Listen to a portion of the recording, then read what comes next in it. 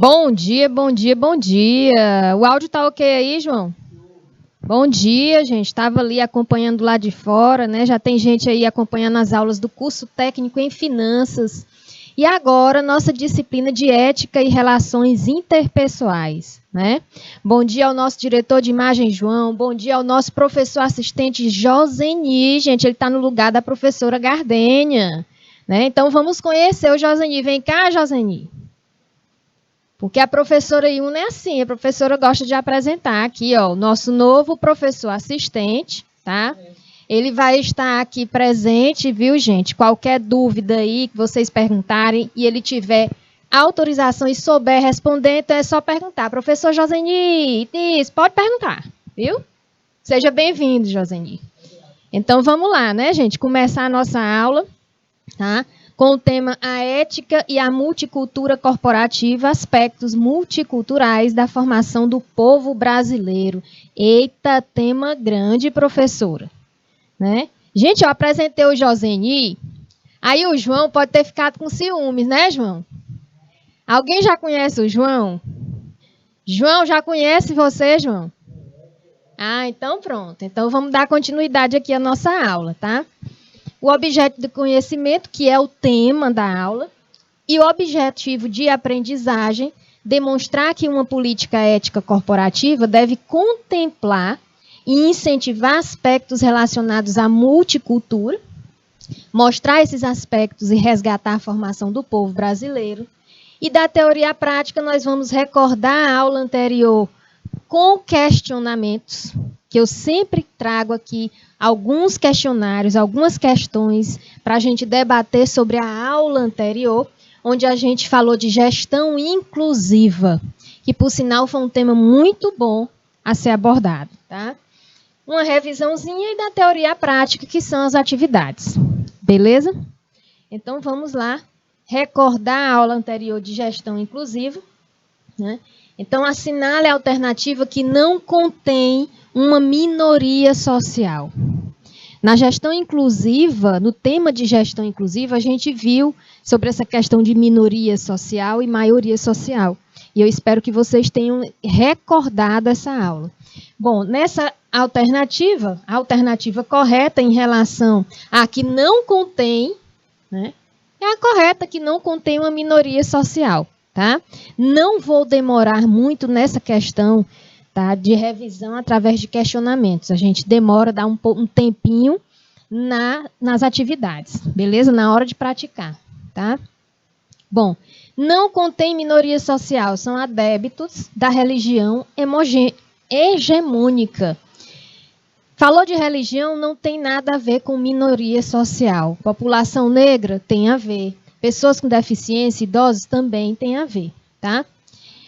Sobre o texto abaixo, uma parte desse texto, designa um processo de afastamento e privação de determinados indivíduos. Olha só. Processo de afastamento, ou seja, a pessoa está se isolando, né? E privação de determinados indivíduos ou de grupos sociais em diversos âmbitos da estrutura da sociedade. Qual é o conceito que foi descrito acima? Tá? A gente lembra que isso aqui é o quê? Processo de afastamento e privação. Ele está isolado da sociedade. Né? Então, a gente lembra de quê? De exclusão social. Nós vimos vários tipos de exclusão social. Exclusão social da ordem social, exclusão social de ordem patológica, exclusão social de ordem econômica. Lembram que a gente falou de tudo isso? Tá? Então, vamos lá. Adaptação, olha só. A adaptação do processo de produção de uma empresa às necessidades do empregado. Adaptar a empresa às necessidades de um empregado, à necessidade de um colaborador, à necessidade de um funcionário, garantindo que a produtividade esteja sempre aliada à harmonia, bem-estar e satisfação dos trabalhadores. Tá? Então, qual é o conceito que é descrito, que foi descrito acima? Segregação? Preconceito já descarta, porque se eu estou adaptando, né, a minha empresa ao empregado, eu não estou tendo preconceito. tá? Gestão inclusiva ou gestão humanizada? Gestão humanizada, certo? Bom, e aí a gente recapitulou um pouco de algumas coisas que a gente viu na aula passada, lembrando que nesse tema de multicultura corporativa, né, que a gente vai rever assuntos, não é simplesmente repetindo assuntos sobre cultura, sobre multicultura, onde a gente já falou em aulas passadas, tá? A gente vai trazer uma nova abordagem. Ainda falando da multicultura corporativa, onde a gente vai lembrar das governanças corporativas. A gente vai lembrar da gestão inclusiva, tá? Quando a gente fala de governança corporativa, a gente bota, sim, a gente inclui o quê? A gestão inclusiva. E é lógico que, diante de todos os tipos de exclusão social que a gente viu, né? Que muitas vezes é a questão cultural, exclusão social de ordem cultural, tá? Então a gente vai ver mais um pouquinho, abordar mais ainda essa parte da multicultura corporativa, começando a falar sobre o que é cultura, tá? Considerações iniciais, um recadinho, uma dicasinha, fica a dica, né? Toda empresa consiste num microsistema, né, que está inserido na sociedade, que por sua vez compõe um macrosistema. Olha só os termos. Por isso, deve refletir as mudanças sociais. Toda empresa consiste num microsistema. Microsistema e macrosistema abrange o quê, gente?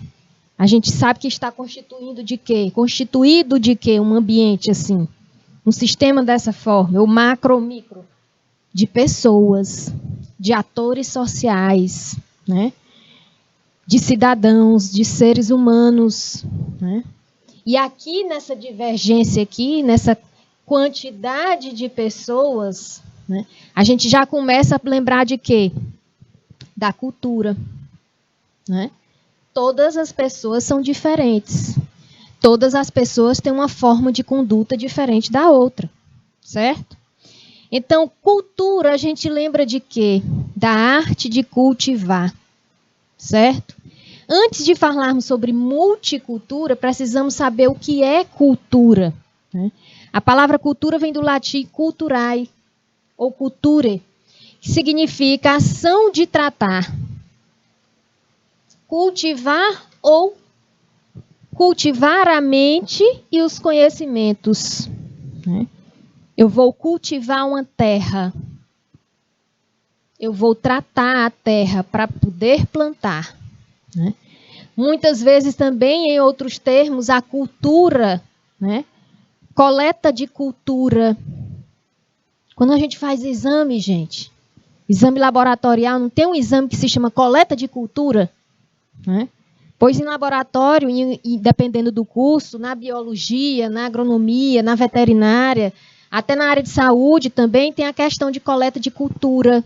Culturas feitas ali em laboratório, né? Culturas realizadas para testar algo, certo?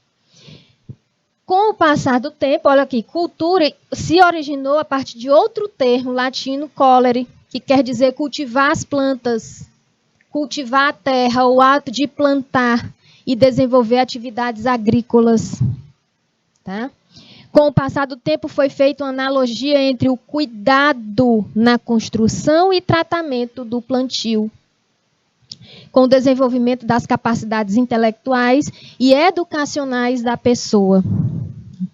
Então, levando para esse lado aqui de cultivar plantas, cultivar a terra, que eu vou, o ato de plantar, e vou sempre o quê? Cuidar, né? E para isso eu tenho que ter o quê? Conhecimento. O ato de cultivar, o ato de plantar e desenvolver alguma cultura, né? Porque cultura pode também estar relacionado a uma planta, né? Eu vou plantar essa cultura. É um tipo, é uma espécie vegetal, tá? Então, tudo isso precisa de quê? De desenvolver capacidades intelectuais, né? Então, a gente nos leva a crer o quê? Que nossa cultura, a gente vem desenvolvendo a nossa capacidade. A gente está aumentando a cada dia o nosso conhecimento. Então, vocês estão aumentando a cultura de vocês. O fato de vocês já decidirem do ensino médio, já escolher um curso técnico, vocês estão aumentando e desenvolvendo o conhecimento de vocês, né? Melhorando a cultura. Diferentes significados, né? Conceito científico de cultura. Conjunto de práticas, olha só, saberes, valores e normas construídos nas interações sociais ocorridas em cada grupo humano em determinado tempo histórico. Tá?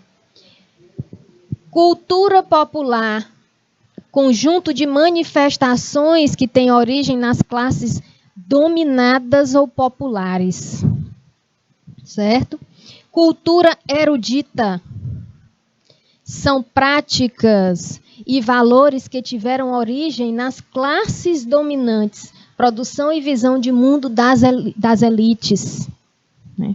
A cultura erudita, naquela época, quando fala assim, você tem uma cultura erudita. O que é a cultura erudita? Que a gente já falou em outras aulas aqui, quando fala da produção e visão do mundo das elites. Por exemplo, né, só ia para teatro, antigamente, só é elite. Só entrava num teatro para assistir uma peça teatral, era só elite. Então, isso é a cultura erudita. Tá? Como exemplo da cultura popular, terceiro festival de quadrilha do Terceiro Arraiado, Boa Esperança, em Padre Marcos, Piauí. É um exemplo de cultura popular. Ou seja, o São João é uma cultura popular. A quadrilha, que é a dança, né? Cultura erudita, Orquestra Sinfônica de Teresina. Hoje, não é só a elite que frequenta isso aqui. Tá? Uma peça teatral hoje, ou então uma orquestra sinfônica, antigamente sim, mas hoje não. Não é só a elite que pode entrar para assistir uma orquestra. Certo? Um show. Tá? Multicultura corporativa, multiculturalismo, identidade brasileira. Bom, diferentes faces quando a gente fala de multiculturalismo, né? É a inter-relação de várias culturas no mesmo ambiente. É a relação interpessoal. Olha aí a nossa disciplina, ética e relação interpessoal. É a relação interpessoal de várias culturas no mesmo ambiente. Professora, aí no canal Educação, aí vem algum aluno fica pensando, olha aí o ambiente de trabalho. Professora, aí no canal Educação, então a gente pode dizer que tem um multiculturalismo, sim. São várias culturas, são várias pessoas, né, que estamos no mesmo ambiente de trabalho, com opiniões diferentes, né, e isso causa o quê? Divergências, né? Pode causar conflitos. Certo? Todo lugar que tem gente, tem conflito. Né? Botem isso na cabeça de vocês. Tem gente, trabalha com pessoas, tem conflito. Tá? O que a gente tem que ter é inteligência emocional. Né? Fazer um autoconhecimento para que esse conflito não faça com que o ambiente fique sem harmonia. Não é verdade? Bom, a ideia, né, de homogeneidade cultural, fundamentada na visão de superioridade dos povos colonizadores europeus, num primeiro momento, e euro-americano na etapa atual. As desigualdades sociais. A gente falou das desigualdades sociais na aula passada, lembram? Quando a gente falou de gestão inclusiva, né? Quando a gente falou do artigo 5º da Constituição, falamos do princípio da igualdade, o princípio da isonomia, né? Que os iguais são tratados de formas iguais e os desiguais são tratados para minimizar as diferenças. Né? É a mesma coisa dizer assim, são tratados de formas desiguais em relação aos iguais. Falamos do artigo 6º, né? Com certeza vocês estão lembrando disso aqui. Tá? Desigualdades sociais e diversas formas de racismo, preconceito e discriminação social. Tá? Interculturalidade, construção de novos conhecimentos e novas interpretações do mundo a partir do contato entre diferentes culturas. O modo de se comportar de diferentes pessoas em um mesmo ambiente. Tem pessoas que se comportam num ambiente, num jantar, por exemplo, um jantar de uma confraternização de uma empresa. Né? Gente, uma confraternização de uma empresa, uma confraternização de uma organização, se você parar e sentar, você observa muita coisa. Né? Você observa comportamentos que você não observa dentro do ambiente de trabalho. E leve em conta o comportamento da pessoa fora do ambiente. Né? Porque ali é a pessoa. A pessoa não pode ser duas pessoas, a gente já falou sobre isso. Essa questão de diferentes culturas. A gente vê também essa questão de comportamento. Né? A conduta do indivíduo fora do ambiente de trabalho. A conduta do indivíduo fora do ambiente de trabalho, por exemplo, numa confraternização de uma empresa, é aquela conduta. Se ele se mostra diferente na empresa, são duas pessoas. Né? A gente já falou isso em sala, aqui nas aulas. Né? Eu falo sala de aula, porque aqui o estúdio, né, é uma sala, né, gente? É como se eu estivesse aí, em cada sala de aula, né, falando com vocês, interagindo com vocês. Né? Olha só, nós vamos ver esses versos e vamos analisar. Tá? São versos, por exemplo, o verso Mestiçagem de Antônio Nóbrega. Olha o que diz o verso. Né? Vamos pensar sobre esses versos. Uma negra com um branco. Né? Vi casar na camarinha. Um branco com uma índia vi casar lá na matinha. Um negro com uma índia vi casar na capelinha. Um negro com uma negra, né, vi casar atrás do muro. Um branco com uma branca, vi casar lá no escuro. Um índio com uma índia casaram em Porto Seguro. Tá? Eu vi nascer um mulato do casal da camarinha. Né? Quem é o casal da camarinha? A negra e o branco. Né? Vi nascer um mameluco do casal lá da matinha. Eu vi nascer um cafuso do casal da capelinha. Eu vi nascer um crioulo do casal de atrás do muro. Eu vi nascer um mazombo do casal lá do escuro. E vi nascer outro índio do casal de Porto Seguro. Lembram da aula de gestão inclusiva quando a gente falou de raças? Que é cultural. Aqui, simplesmente estão normalizando. Né? Infelizmente. Estão normalizando essa questão de raças, discriminar raças. Né? Gente, nós estamos no mesmo ambiente. Nós não podemos dizer que raça A é melhor do que raça B. Todos são iguais perante a lei. Artigo 5º da Constituição, onde a gente falou sobre isso aqui. Todos são iguais perante a lei. Né? Mas a lei não é para todos. Não foi isso que a gente viu? Uma mulata moleca vi casar com um japonês, uma catita cafusa com um sírio-libanês, crioulo com a alemoa vejo casar todo mês. Me casei com uma mestiça, eu mestiço por inteiro. Tivemos muitos mestiços, cada vez mais verdadeiros, cada vez mais misturados, cada vez mais brasileiros. O que é que a gente pensa disso tudo? Olha só a formação brasileira. Né? Tem como a gente dizer de onde, qual é a nossa mistura? Né? João, tu sabe a tua mistura, João? Olha aí. Não tem, gente. Eu não sei. Nosso professor, assistente, sabe qual é a mistura dele? Joseni, tu sabe qual é a tua mistura, Joseni? Não sabe.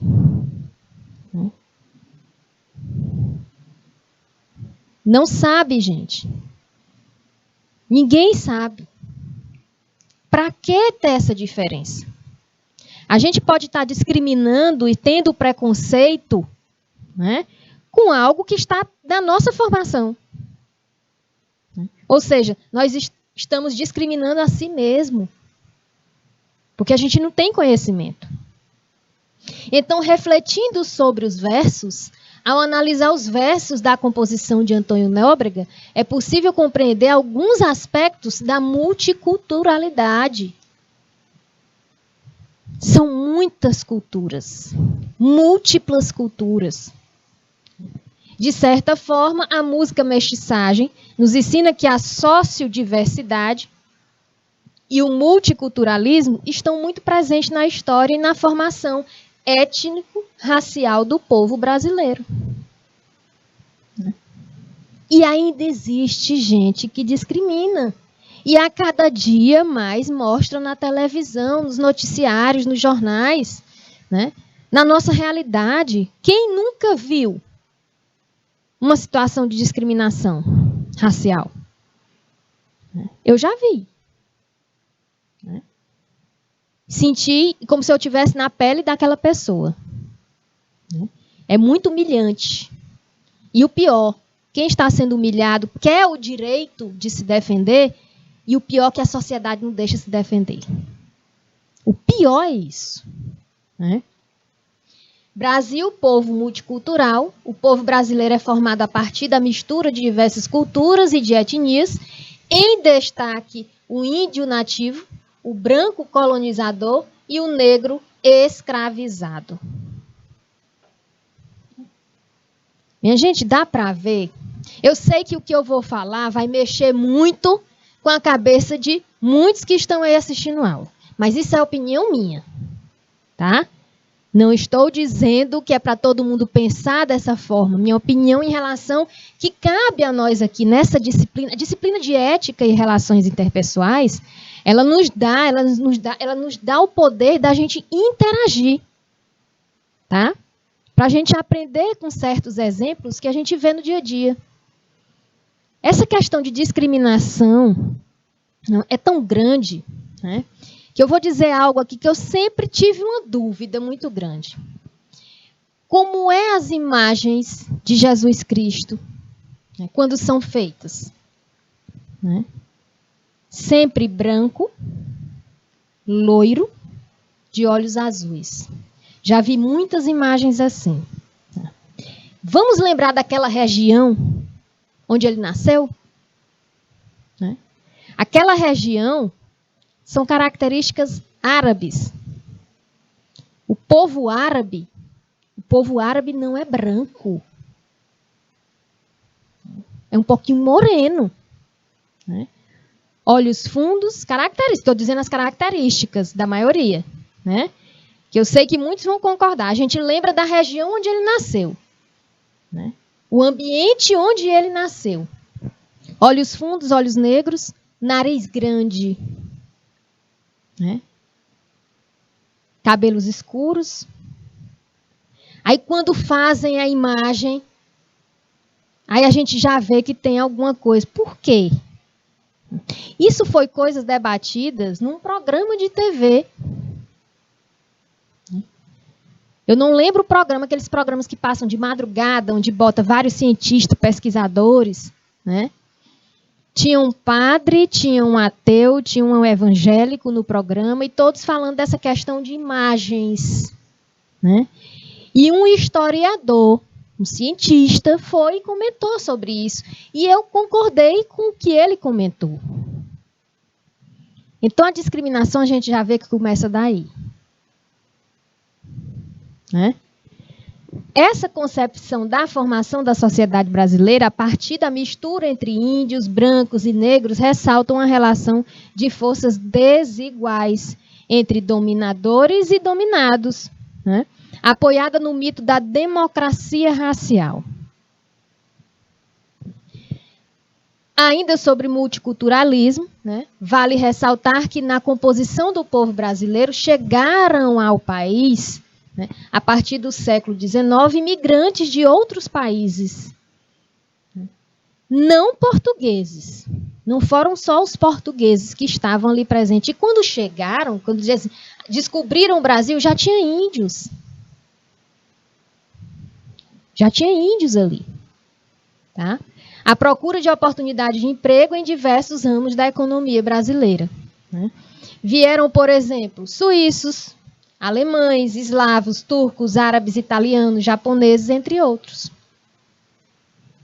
Então, quem sabe, lá no fundo da nossa genética, quem sabe, né? Ninguém sabe se a gente tem um sanguezinho italiano, né? Se a gente tem um sanguezinho japonês, ninguém sabe.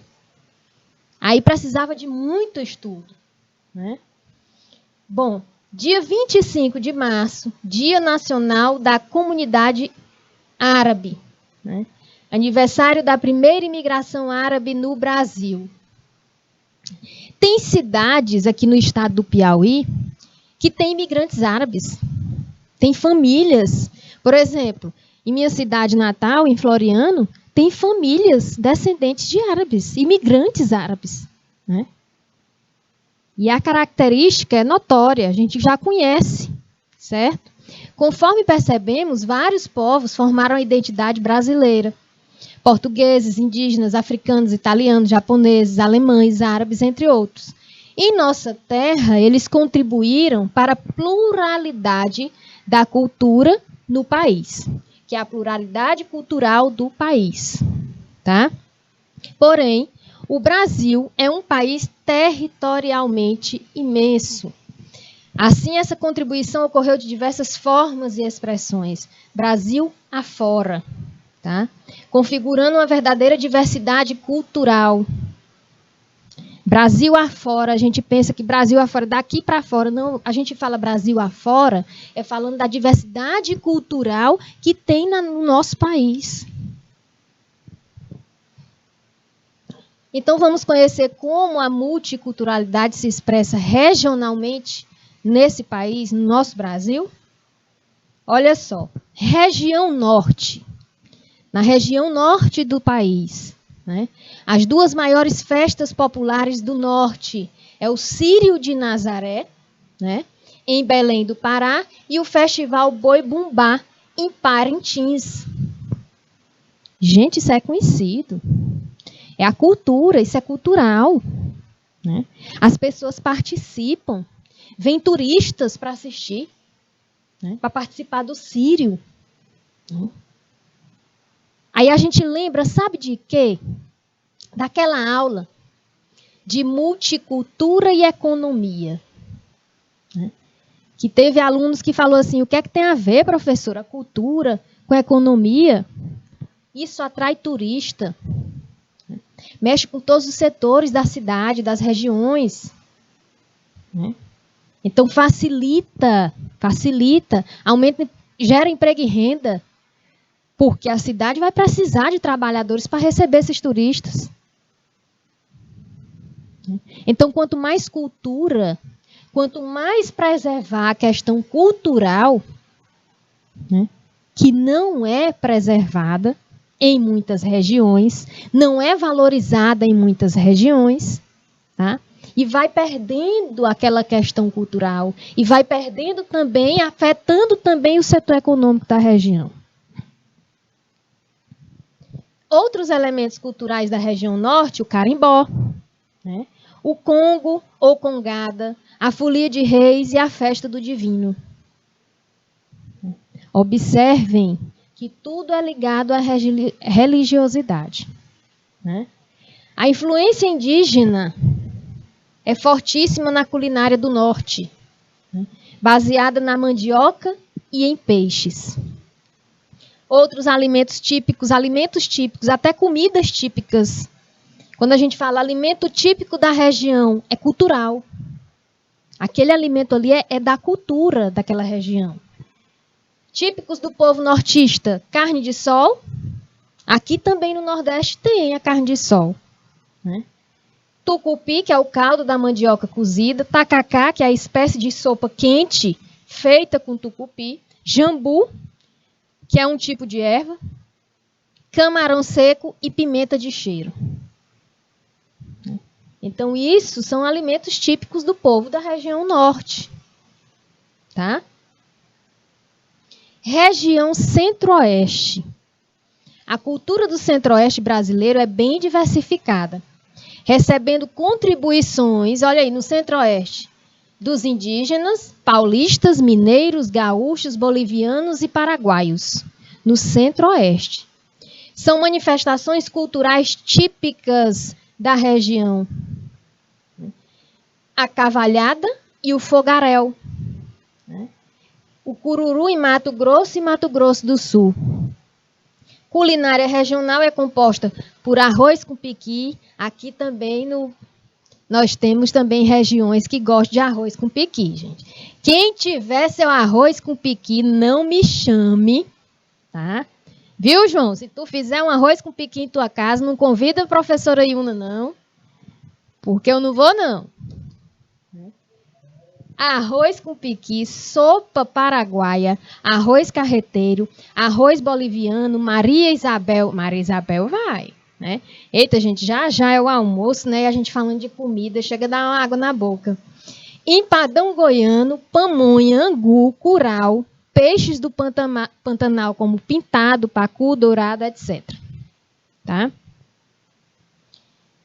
Região sudeste, né? Os principais elementos da cultura regional são festa do divino, festejos da Páscoa e dos santos padroeiros.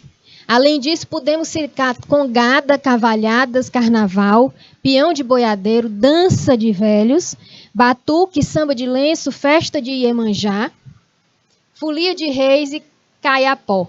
E a culinária do Sudeste sofreu influência do índio, do escravo e dos diversos imigrantes, né, europeus e asiáticos, como, por exemplo, na culinária da região Sudeste, nós temos a muqueca capixaba, o pão de queijo, tá? Feijão tropeiro, carne de porco, feijoada, aipim, frito, bolinho de bacalhau, picadinho, virado à paulista, cuscuz paulista, farofa, pizza, etc. Tá? Então, observem que cada região tem a sua cultura. Além de festas, né, de comemorações, de datas festivas, temos também a parte da culinária. Aqui é um exemplo da cavalhada de Pirenópolis, no Espírito Santo, que é a celebração portuguesa com origem medieval, recria a batalha entre os cristãos e os mouros. Região Sul. O Sul apresenta aspecto cultural, né, dos imigrantes portugueses, espanhóis e principalmente alemães e italianos. Festas típicas da região Sul. Festa da uva. Né?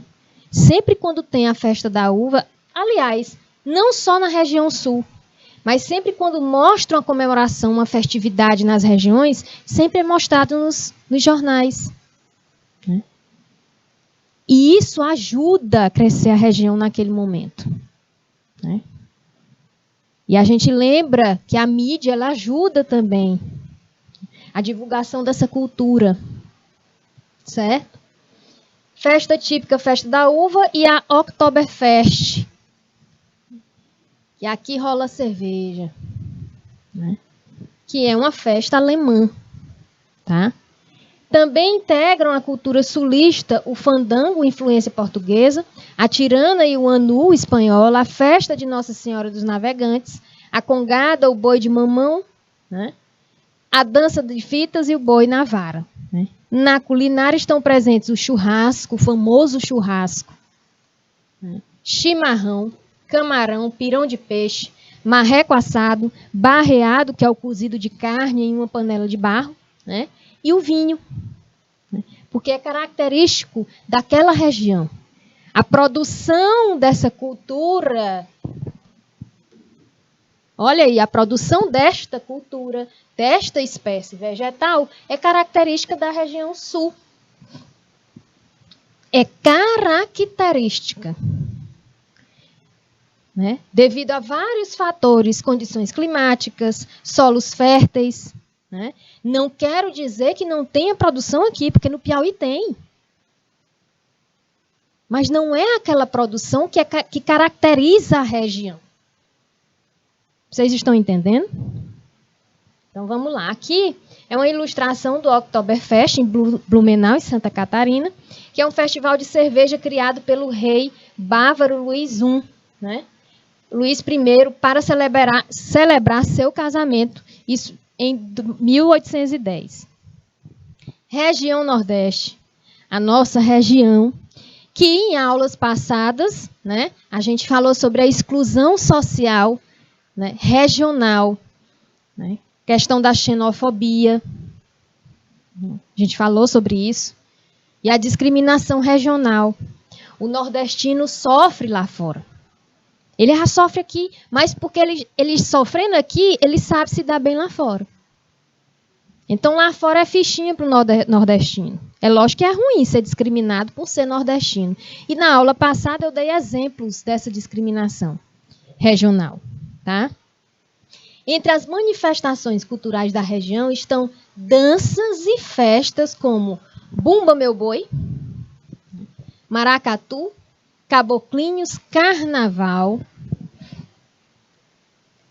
Ciranda, Coco, Terno de Zabumba, Marujada, Reisado, Frevo, Cavalhada e Capoeira. Algumas manifestações religiosas são a festa de Iemanjá, lavagem das escadarias do Bonfim. Isso atrai turistas de todo mundo. Certo? A literatura de cordel é outro elemento forte na cultura nordestina. O artesanato é representado pelos trabalhos de rendas. Só uma observação sobre o artesanato. O artesanato não é valorizado. Se vocês tiverem a oportunidade um dia de saírem da nossa região e ir para outro estado e ver a questão do artesanato, lá fora, o pessoal valoriza o artesanato. Né? Quem participa de feirinhas de artesanato, aqui, por exemplo, final de semana, teve uma feirinha. Né? Sempre, todo final de semana, tem praças aqui na capital que fazem feirinha de artesanato. Feirinhas orgânicas, né?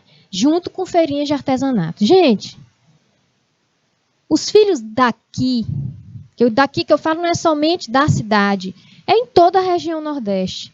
Né? Os filhos daqui não valorizam o artesanato. Os artesãos conseguem vender para pessoas de fora que estão ali passando, conhecendo a feira. A venda maior são as pessoas de fora que compram. Eles ficam encantados.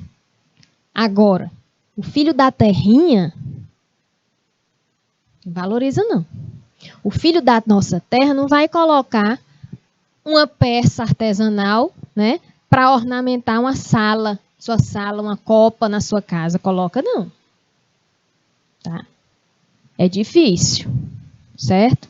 Então, é algo muito marcante essa questão do artesanato. É rico. O nosso artesanato é rico, mas não é valorizado. Certo? Bom, aqui é uma ilustração da festa de Iemanjá, em Salvador, na Bahia, maior celebração mundial dedicada a um orixá, fora do continente africano. Né? Professora, tem discriminação em relação a isso? Só o que tem. Né? Só o que tem, porque as pessoas não procuram conhecimento. As pessoas julgam isso aqui, só em ver a palavra orixá, já pensa que é coisa ruim. Né? Vixe, não sei por que é que fazem isso. Tem gente que faz isso. Né? Conheça. Né? O conhecimento diminui. O que é que a gente falou em aulas passadas? O conhecimento diminui as desigualdades. O conhecimento diminui as discriminações, os preconceitos. Né? Conheça primeiro.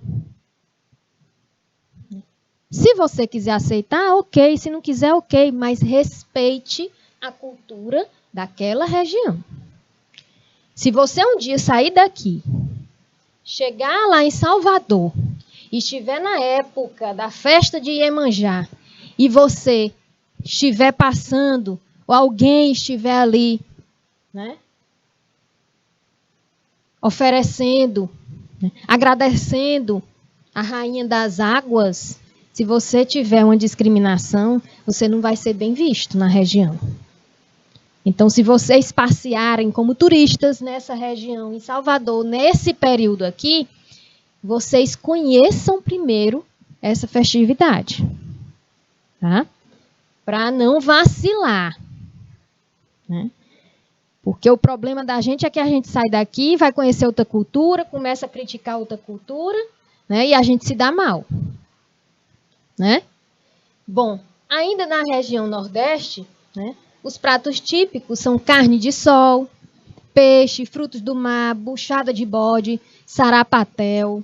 Minha gente, eu falando isso perto do almoço. Acarajé, vatapá, cururu, feijão verde, canjica, arroz doce, né? Bolo de fubá cozido, bolo de massa de mandioca, tem o bolo de milho verde, né? Pamonha, cocada, tapioca, pé de moleque, entre outros. O sotaque e expressões nordestinas são parte importante também, né, da identidade da região, certo? Por exemplo, expressões nordestinas como aluado, pessoa que vive no mundo da lua, né? Isso é uma expressão nordestina. Rebolar no mato é descartar ou jogar fora. Rebola bem aí no mato. Tem gente que fala assim, ou joga aí no mato, né? Areado, pessoa sem rumo, desonesta, né? Desnorteada, desonesta não, perdão, desnorteada. Peba, coisa ruim, né? Essa roupa aqui é peba, né? De má qualidade, inferior. São expressões que a gente conhece. Eu tenho certeza que vocês conhecem mais expressões e expressões totalmente diferentes do que essas citadas, né? Então, olha só o jeito, né? Olha só essa postagem, Saga Cearense, né? Quem tem Instagram, né? Quem tem essa rede social Instagram, depois procura. Tu já merendou? Merendar é lanche. Tu já lanchou? Né? Tu quer merendar? Tem merenda, viu?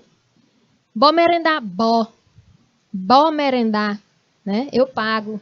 Uma pessoa que fala isso para você nem é gente, é um anjo. Né? Bora merendar um bora comer, eu pago. Bora almoçar, eu pago. É um anjo. Né? Certo? Outra expressão cearense, quando eu morei lá um tempo, os rapazes, os homens, quando vão se referir a outro, e aí, Mar? E eu não entendia. Aí eu disse, meu Deus, como é o nome desse, por exemplo, o nome desse rapaz é Gustavo, e o outro chegou aqui e falou de Mar. E aí, Mar? Gente, sabe o que é e aí, Mar? E aí, macho? É o macho, só que reduzido. Então, são expressões que a gente, quando chega numa cidade, a gente fica espantado. Que eu até comentei na hora, eu lembro que eu estava na roda, eu disse, menino, quem é Mar? Aí começaram a rir. Se né, como se falasse assim, e aí, macho? Tudo bem? E aí, macho, bora ali. Ei, Mar, bora ali. Então, são expressões, né, que são usadas, por exemplo, no Ceará, que eu conheci. Em relação a sotaque, tem gente que fala que o piauiense fala cantando. Tem gente que fala. Pessoas amigas que dizem que meu sotaque é cantando. Eu falo cantando. Eu não acredito nisso que eu falo cantando. Né? Eu posso ter um sotaque forte, diferenciado. Né? O pernambucano, ele fala de, ti, bem pronunciado. Né? O candango fala também. Em cada região tem um sotaque. Quem é do Rio Grande do Norte é mais forte ainda o sotaque. Mais forte do que o pernambucano. Né? O baiano, quando dizem assim que o baiano fala devagar, gente, a voz é arrastada. Né? Conheço vários baianos que o sotaque, quando fala, é arrastado. Né? Então, cada região apresenta a sua característica. Algumas são fáceis de identificar. Certo? Multiculturalismo, e agora nós vamos ver, ó, no nosso estado do Piauí. Tá? O estado do Piauí é muito rico em manifestações culturais. As manifestações mais comuns são o Bumba Meu Boi, tá? Cavalo piancó, congada, samba de cumbuca, reizado, bandolins, rabecas, entre outros. Festivais culturais ocorrem em todo o estado. Nós temos vários festivais culturais, né? E esses festivais são divulgados. Se alguém me perguntar, olha, gente, eu sou piauiense, tá? Sou do interior, certo? Já morei fora, já voltei, né? Mas se me perguntarem algum dia se eu conheço o Festival de Inverno de Pedro II, eu nunca fui, né? Tem gente que diz assim, meu Deus, tu é piauiense, né? Tu mora aqui desde os 5 anos de idade, né? Tu nunca foi no Festival de Inverno de Pedro II? Nunca fui. Acho lindo quando eu assisto, quando mostra na TV. Tenho vontade de ir, né? Aceito convites, quem quiser me convidar, né? Pode me chamar que eu vou. Festival de Inverno de Pedro II, Festival de Teatro Lusófono, que ocorre aqui em Teresina, tá? Encontro Nacional de Folguedos, que ocorre também em Teresina, que difunde a cultura do Bumba Meu Boi, que geralmente o folguedo ocorre na época do São João, tá? E Festival de Rabecas de Bom Jesus do Piauí. Tem outros encontros também, né? Tem outros encontros também. Quem é de Oeiras? Aí, tem alguém de Oeiras? Tem aqueles encontros de músicos em Oeiras. Tem a questão da religiosidade lá em Oeiras. Também é multiculturalismo. É um exemplo. Certo? Sem dúvida, o Brasil é um país multicultural. Porém, diante dessa constatação, surgem 2 questões. Surgem 2 dúvidas, 2 questionamentos. Como incluir a dimensão multicultural nos processos de gestão e governança? Aí a gente lembra da multicultura corporativa. Primeiro a gente falou sobre a cultura, sobre o processo de multicultura, né? Sobre as diferenças regionais. Né? Então, como é que a gente inclui essa dimensão multicultural nos processos de gestão e governança corporativa? O que é uma empresa multicultural? Bora interagir, gente. Estou achando vocês tão quietinhos. Daqui a pouco tem uma hora de praticar e vocês estão tudo aí, né? Querendo participar. Mas eu quero saber, para vocês, o que é uma empresa multicultural? Landry Salles, Nova Santa Rita, certo? Quem mais está aí? Deixa eu ver. Andresa, Alexandro, Deiane, estou vendo que tem muita gente aí, né? Juliana, João Antônio, Irã. Para vocês aí que estão aí presentes, o que é uma empresa multicultural? Tá? Como é que a gente consegue incluir essa questão da dimensão multicultural nesses processos de gestão e governança? Então, vamos lá. Multicultura corporativa, multiculturalismo, empresária, né? Multicultural. A gente fala, olha aí, que valoriza várias culturas, né? Que abraça várias culturas, que recebe várias culturas.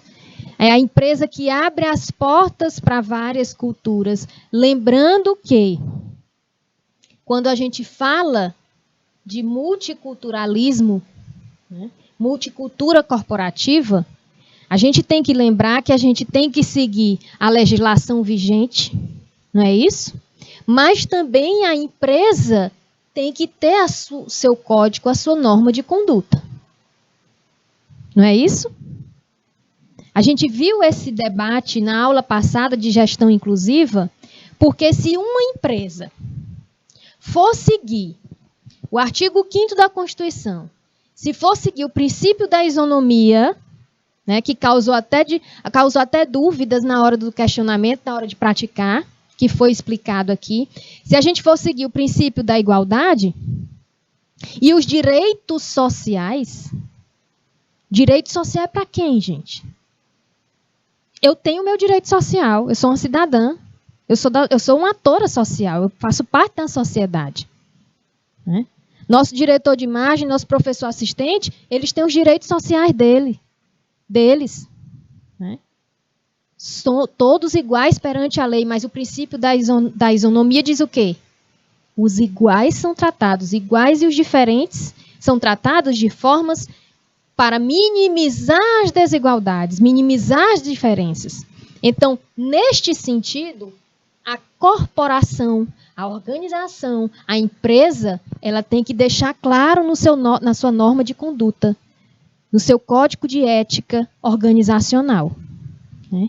Que é uma empresa que não quer discriminação, que não aceita preconceito, que respeita as diferenças e que dá acessibilidade a pessoas, por exemplo, com deficiência.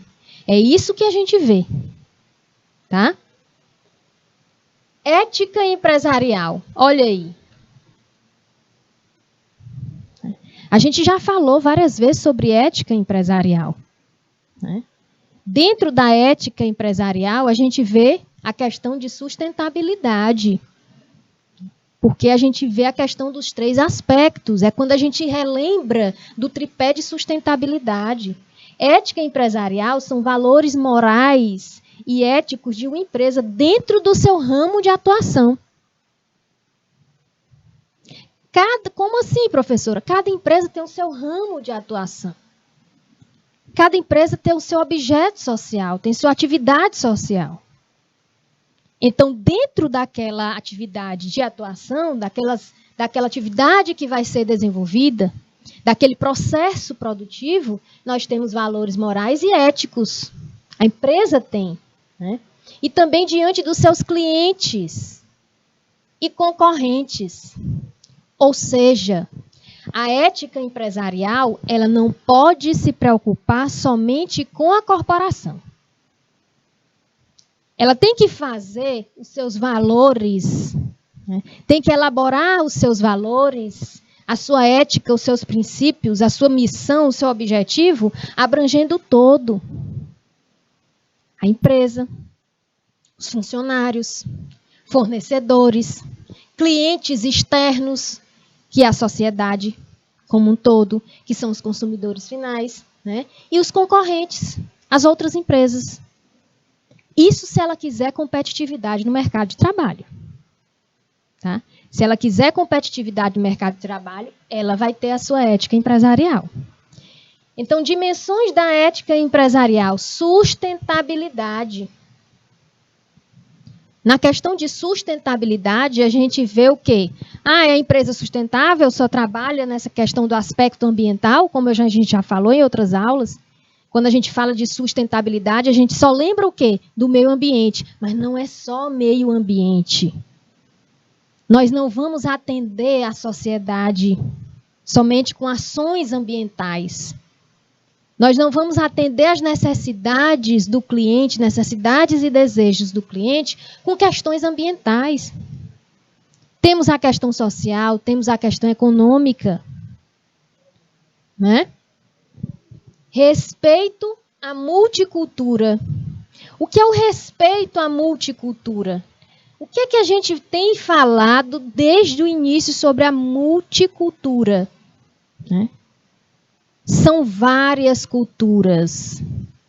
Por quê? Nós estamos num mundo onde existem vários países, várias regiões, várias cidades, vários comportamentos, várias pessoas. E cada pessoa é diferente. Então, nós temos que respeitar as diferenças culturais. Foi o que eu falei do exemplo da festa de Iemanjá. Se você estiver aí como turista lá em Salvador na época da festa de Iemanjá, respeite a festa cultural. Né? Mas antes de ir e antes de criticar, de discriminar essa festividade, você tem que conhecer, estude, leia. Eu vou estar num período lá no Belém do Pará, né? na festa de Parintins. Então, leia sobre a festa de Parintins. Né? Estude, conheça. Aprendizado contínuo. O que é que eu falo para vocês, para todos os meus alunos, para os meus alunos do curso técnico em finanças, para os alunos do curso técnico em serviços jurídicos, para os alunos do curso técnico em administração? Não parem de aprender. Procurem sempre desenvolver o conhecimento de vocês. Isso é o aprendizado contínuo. Professora, a gente só aprende com as coisas certas? Não, as coisas erradas também ensinam muita coisa.